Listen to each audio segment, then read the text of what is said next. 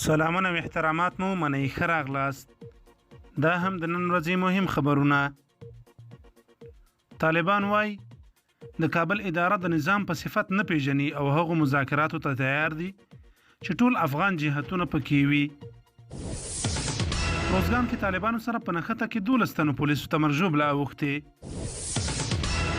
ټایم مجله وایي لویه جرګه تش په نامه وه د بندیانو ازادي د امریکایي حکومت د فشار پایله ده.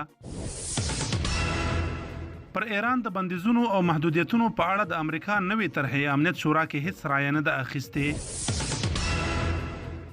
امریکا کې د وسلوالو بریدونو له امله لسګونه کسانو ته مرجوب لا اوښتې. د ترکیې نظامي تمریناتو د امریکا غوسه پارولې. ملګرو ملتونو له حوثي اغیان غوښتي چې په سرې بحیرې کې ولاړې بیړۍ ته پلټونکي پرېږدي. عراق کې د پلازمینې بغداد په هوایي ډګر توغندیز بریدونه شوي. د خبرونو پای.